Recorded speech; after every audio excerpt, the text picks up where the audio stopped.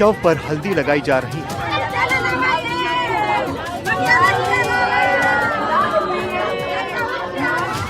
माथे पर सिंदूर लगाया जा रहा है।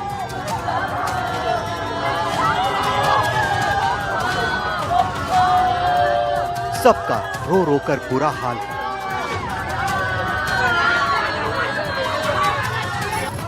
प्रेमी की हत्या हो गई तो प्रेमिका ने शव के पास बैठ जिंदगी उसके प्रेम और याद में गुजारने की कसम ले ली।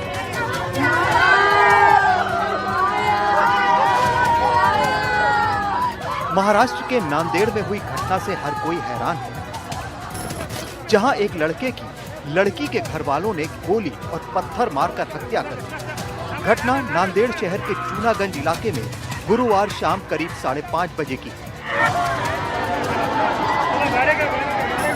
मृतक युवक की पहचान सक्षम ताटे के रूप में हुई है।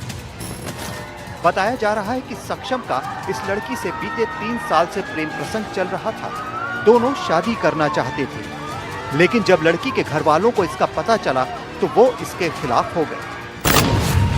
आरोप है कि लड़की के पिता गजानन मामिलवार ने अपने दोनों बेटों साहिल और हिमेश और एक दोस्त के साथ मिलकर बेटी के प्रेमी सक्षम पर हमला कर दिया।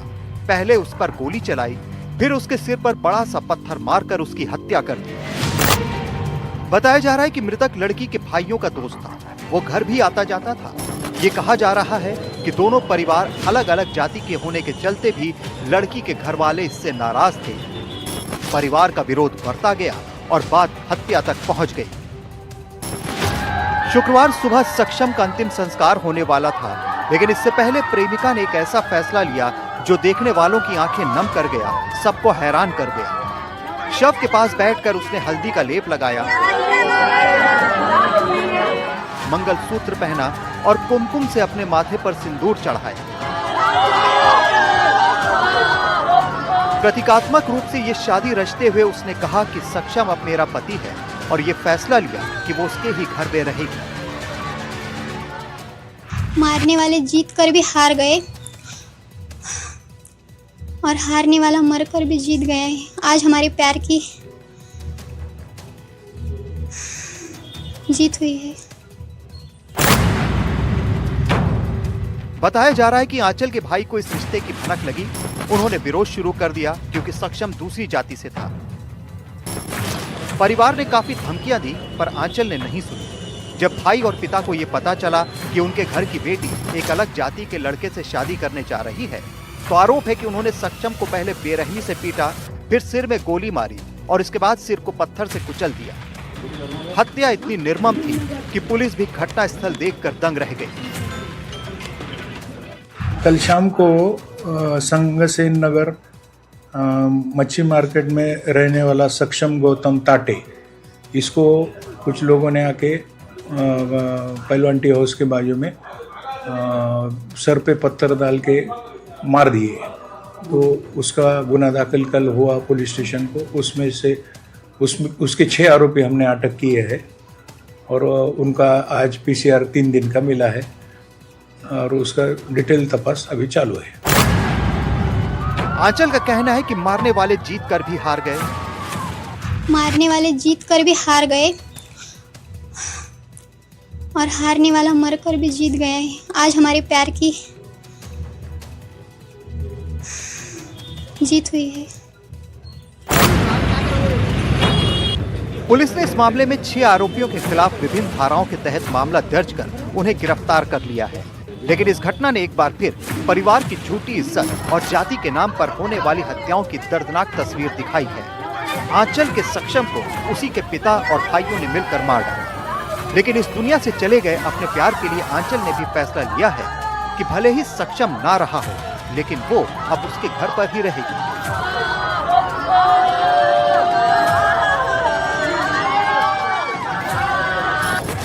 नांदेड़ से ब्यूरो रिपोर्ट, NDTV इंडिया।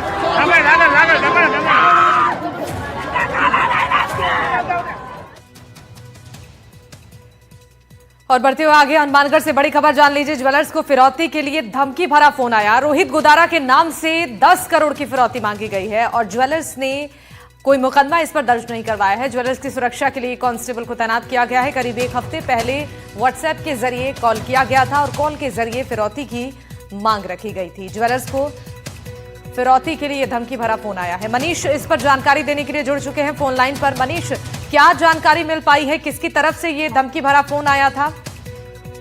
जी बिल्कुल, ये टाउन थाना क्षेत्र का मामला है, जहां एक जो प्रमुख ज्वेलर्स के व्यापारी है उनको रोहित गोदारा की ओर से एक व्हाट्सएप कॉल आई है, जिसके मार्फत उसने 10 करोड़ रुपए की फिरौती मांगी है और फिरौती नहीं देने की सूरत में अंजाम भुगतने की धमकी भी उस लहजे के अंदर दी गई है। ये जो ज्वेलर्स है, जो ऑनर है, इन्होंने अभी कोई आधिकारिक तौर पर पुलिस पे कोई मुकदमा दर्ज नहीं करवाया है, लेकिन एहतियातन इसके साथ में एक जो ज्वेलर्स है इनके साथ में सुरक्षा के रूप में एक कांस्टेबल को तैनात किया गया है। वहीं जिले के अंदर पहले भी इस तरह के कई मामले सामने आए हैं, जब रोहित गोदारा और अनमोल बिश्नोई के नाम से इनसे फिरौती मांगी गई है काफी लंबे समय से। उसमें न सिर्फ व्यवसायी बल्कि इसके साथ साथ कई जो जनप्रतिनिधि हैं उनके भी saamne आने, उनसे भी फिरौती मांगने के मामले सामने आए। देखना ही होगा कि जो हालिया जो मामला है और जो ज्वेलर्स है उनकी तरफ से कोई आधिकारिक जो शिकायत है वो नहीं दर्ज कराने के बाद में पुलिस आगे इस मामले को किस तरह से लेती है। ठीक है मनीष, आपका धन्यवाद जानकारी देने के लिए। अब सीकर से बड़ी खबर आपको बता दें, खेत में काम करते समय कुएं में गिरा युवक। मदनी मढ़ा गांव में 50 फीट गहरे कुएं में गिरा। ग्रामीणों के सहयोग से युवक को बाहर निकाला गया। खेत में काम करते समय यह हादसा हुआ। मदनी मढ़ा गांव में 50 फीट गहरे कुएं में ये युवक गिरा। ग्रामीणों के सहयोग से युवक को बाहर निकाला गया।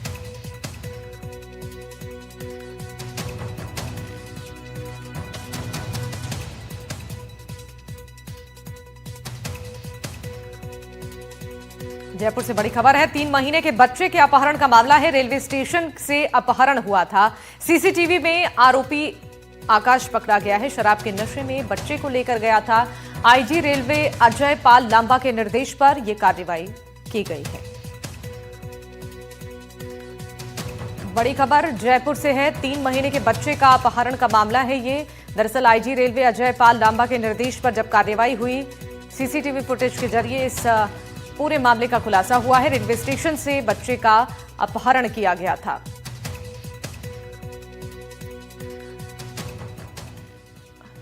कोटा से बड़ी खबर है, हाड़ौती के किसानों के लिए अच्छी खबर है। 1 हफ्ते में यूरिया की पर्याप्त आपूर्ति होगी। मंत्री नागर ने कहा कि सर्किट हाउस में खाद उपलब्धता की समीक्षा होगी। खाद आवंटन बढ़ाने के लिए निर्देश दिए हैं।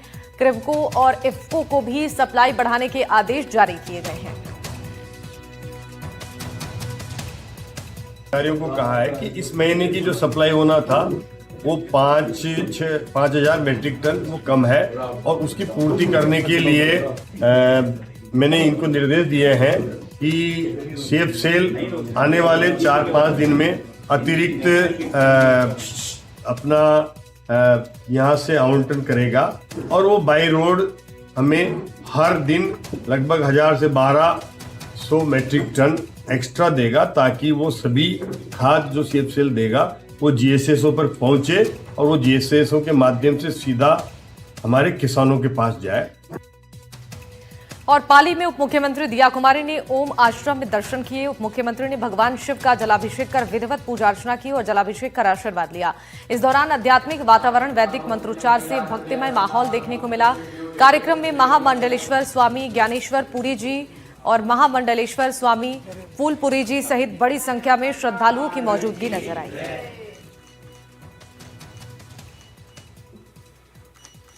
तो देखिए तस्वीरें आपको दिखा रहे हैं। भगवान शिव के जलाभिषेक के बाद दिया कुमारी ने यहां पर आशीर्वाद लिया है। ओम आश्रम पहुंचकर पूजा अर्चना करते हुए तस्वीरों में नजर आई।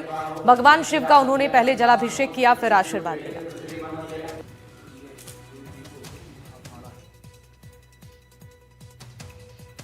और लक्ष्मीपुरा खिरवा में भिक्षु संघनाद समारोह का भव्य आयोजन हुआ, जिसमें कि ग्रामीणों और तमाम सामाजिक संगठनों ने उत्साहपूर्वक हिस्सा लिया। इस कार्यक्रम का उद्देश्य मानव कल्याण, सामाजिक समरसता और बौद्ध धर्म के सिद्धांतों के प्रति जागरूकता बढ़ाना रहा। समारोह में भिक्षुओं ने करुणा, शांति और सदाचार की महत्ता पर प्रकाश डाला।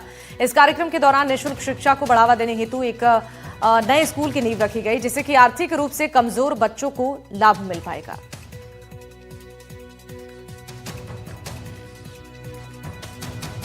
लगा कि कुछ हट करके कोई अच्छा काम, बेटर काम करना चाहिए, तो उसमें हमने एजुकेशन का और कल्चरल जो काम है बुद्धिस्ट कल्चर को बढ़ाने का काम हमने करने का निश्चय किया, क्योंकि बुद्धिस्ट कल्चर जो है ना वो मानवतावादी कल्चर है और उसका अभाव हम देख रहे हैं कि आज के दैनिक जीवन में नैतिक मूल्यों की बहुत कमी है और बिना नैतिक मूल्यों से ना तो समाज मजबूत हो सकता है ना राष्ट्र मजबूत हो सकता है। 5 साल के बीच में इसका निर्माण कंप्लीट कर लेंगे जी। लेकिन स्कूल के विद्यालय की जो शिक्षा का जो स्थापना है, जो स्कूल का जो कार्य है वो हम अप्रैल से शुरू कर लेंगे। अप्रैल से चालू? यस, इसी अप्रैल से हम ये विद्यालय की है शुरू कर लेंगे, क्योंकि हम और इसमें ज्यादा विलम्ब नहीं चाहते हैं। जी जी, आज जितना जल्दी हो सके। झुंझुनू जिले में 13वीं राजपूताना राइफल्स के शहीद जवानों की स्मृति में शहीद सम्मान समारोह का आयोजन किया गया।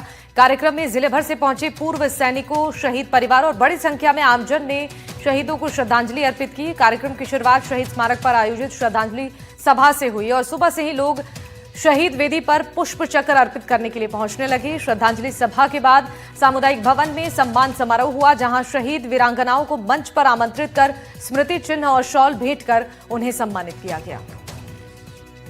के बटालियन शुरू हुई उससे आज तक जितने भी शहीद हुए हैं उन वीरांगनाओं को सम्मानित किया जाता है और जितने भी 13 राजवीर के जो रिटायर हुए हैं ऑफिसर, जेशोद और अदर रैंक्स तमाम यहाँ मिलते हैं और ये एक तरह का गेट टूगेदर है जिससे सब लोग मिल सकें, एक दूसरे का दुख दर्द हो और जो किसी प्रकार की प्रॉब्लम हो तो वो सॉल्व करवाई जा सके।